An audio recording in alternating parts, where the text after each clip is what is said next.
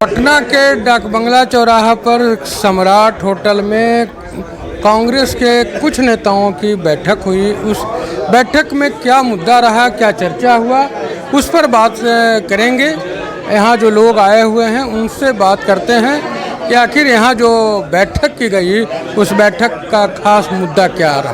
कांग्रेस के आप लोग नेता लोग यहाँ बैठक करें, क्या मुद्दा है बैठक का?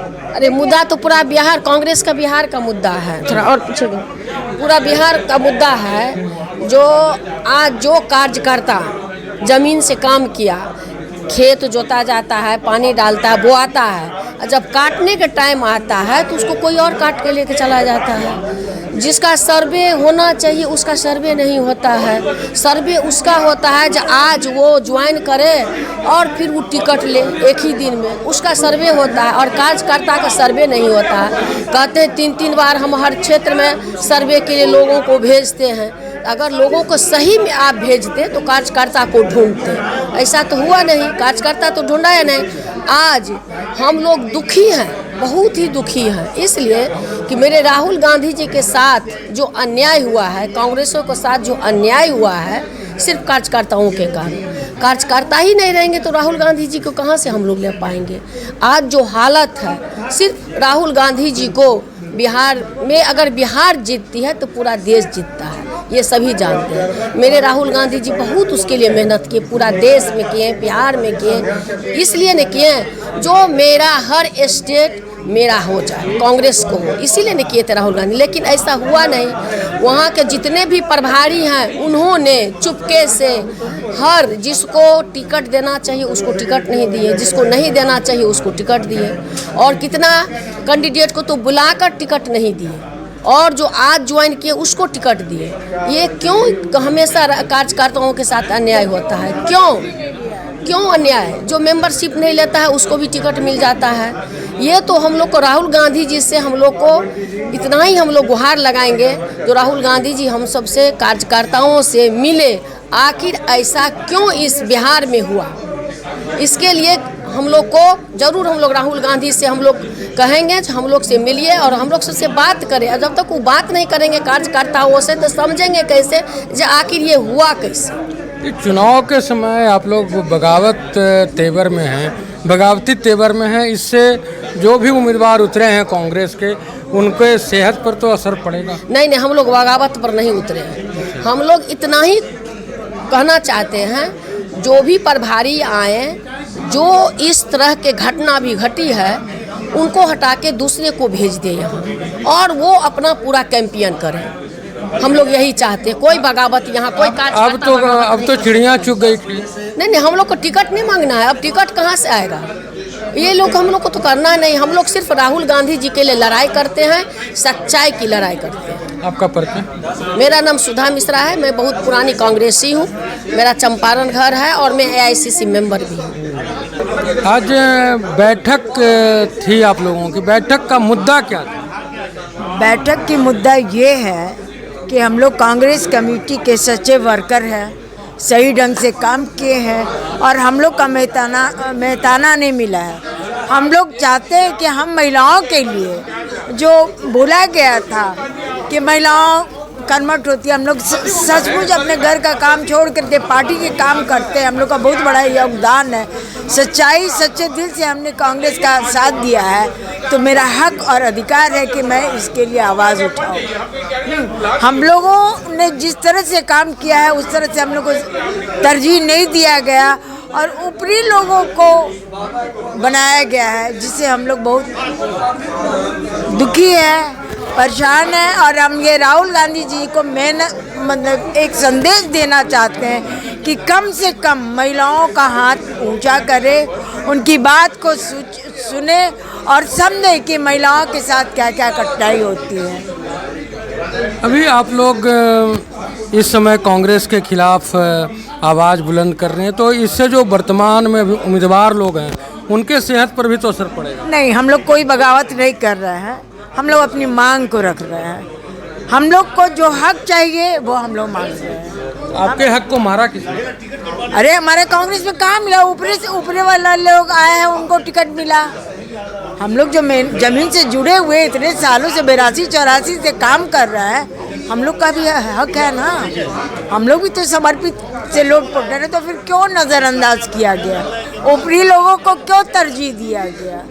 मेरा बस इतना ही सिका ये आपका परिचय? मेरा नाम उर्मिला सिंह नीलू है, एक से AICC मेंबर है। आज आप लोग यहाँ बैठक कर रही हैं, बैठक का क्या मुद्दा था? आप लोग बगावती तेवर में दिख रहे कोई हैं। बगावती तेवर नहीं है, और ये सब जो है प्रदेश अध्यक्ष और CLP लीडर और प्रभारी और सह प्रभारी सब मिल करके ये सब बर्बाद किया है। हम 95 में कांग्रेस ज्वाइन किए थे जिला में, वहाँ से हम 2000 में आए प्रदेश में, हमको डेलीगेट बनाए थे चंदन बागचीदा।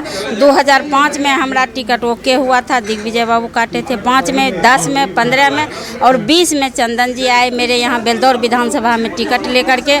कुर्मी बाहुल्य क्षेत्र है वो, और वहाँ से चंदन जी आए और चुनाव लड़के हार करके चले गए। पन्नालाल पटेल जीत गया वहाँ से। मेरे पिताजी स्वर्गीय घनश्याम सिंह एक्स मिनिस्टर 6 बार विधायक रहे, मंत्री रहे, और वो कुर्मी बाहुल्य क्षेत्र है, वहाँ 90,000 कुर्मी है, और हम मतलब कुर्मी बाहुल्य क्षेत्र है वो। हम चंदन जी को बोले थे कि आप यहाँ से चुनाव नहीं जीतिएगा, आप यहाँ मत लड़िए। वो बोला कि नहीं, हम चुनाव जीतेंगे, मेरे सेहत पर कोई असर नहीं पड़ने वाला है, पार्टी हारे या जाए। और अभी विधायक, वर्तमान विधायक जो है छत्रपति जी खगड़िया जिला से, उनका टिकट काट करके चंदन जी खुद लिए हैं। और मेरे यहाँ जो है बेलदौर विधानसभा में अभी टिकट दिया है, जो लोजपा से आया है उसको टिकट दिया है, न सदस्यता लिया है न कुछ लिया है। दोनों सीट चंदन यादव जी अपना कब्जा में लेकर के पार्टी को बर्बाद करना चाह रहे हैं। पार्टी को किस ओर ले जाना चाहते हैं हमको पता नहीं है। बताते हैं कि मेरा राहुल जी शीर्ष नेत्री के पास मेरा पहुँच है, इस चलते ऐसे हो रहा है। पूरा बिहार बर्बाद हो गया है अब, और बगल बंगाल है, बंगाल में भी चुनाव है, देखिएगा कि क्या होता है। आपका परिचय? हम रेखा देवी पटेल, और हम 2020 से आज तक डेलीगेट भी हैं और पूर्व AICC हैं। आप लोग यहाँ कांग्रेस के कुछ नेता लोग मीटिंग कर रहे थे, मीटिंग का मुद्दा क्या था? मंडी का मुद्दा यह था, हम लोगों ने मुहिम चलाई है बिहार में कांग्रेस को बचाना है, और इसके लिए हम जब समर्पित कार्यकर्तागण हैं वो लोग यहाँ पे इकट्ठे हुए थे। उन लोगों ने बात की कि इसका प्लान ऑफ एक्शन क्या हो। तो प्लान ऑफ एक्शन में सबसे महत्वपूर्ण है कि जो Krishna Allavaru and his team जो भी उनके साथ है, वॉर रूम के जो लोग हैं, उनकी तत्काल यहाँ से विदाई हो, उनके जगह राजनीतिक लोग आएँ, क्योंकि ये लोग दलाल लोग हैं। ये लोग जो हैं एजेंट लोग हैं, ये लोग व्यापारी लोग हैं, ये राजनीति नहीं समझते हैं, इनकी राजनीतिक दूरदर्शिता नहीं है, राजनीतिक समझदारी नहीं है, इसलिए यहाँ से ये जाएं और यहाँ राजनीतिक लोगों को यहाँ जिम्मेवारी दी जाए। वो कोई भी हो सकते हैं, रणदीप सिंह सुरजेवाला हो सकते हैं, अशोक गहलोत हो सकते हैं, सचिन पायलट हो सकते हैं, हमारे भूपेश बघेल हो सकते हैं, उनको दे जिम्मेवारी, क्योंकि उनके पास राजनीतिक सोच समझ है, वो काम करेंगे यहाँ ठीक से। और क्योंकि अभी कांग्रेस यहाँ बचाना है तो एजेंटों को भगाना है, यही पहली मुहिम है, और हम लोग राहुल जी के पास इसके लिए करेंगे। और कल इसके लिए 23 तारीख को 10 बजे से हम लोग धरना और उपवास सदाकत आश्रम में करने जा रहे हैं। अच्छा, सदाकत आश्रम में ही धरना कल 10 बजे से। सर, ये जो आप लोग मुहिम चला रहे हैं, इससे जो आपके 50-55 जो उम्मीदवार उतरे हैं मैदान में, उनके सेहत पर असर पड़ेगा क्यों? देखिए, ऐसा है कि अगर कांग्रेस को बचाना है तो कृष्णा को भगाना है, और उसके बाद फिर हम लोग लड़ जाएंगे, चुनाव लग जाएंगे चुनाव जिताने में। अच्छा, सीधी सी बात है, क्योंकि वो रहेगा तो जीतने नहीं देगा। जो अभी हम समझ रहे हैं कि 10 के करीब लोग जीतेंगे, वो भी ना जीतेंगे अगर ये रहेगा तो। जी, आपका परिचय? आनंद माधव, मैं पहले प्रवक्ता था, मैंने प्रवक्ता पद से त्यागपत्र दे दिया है। जी जी।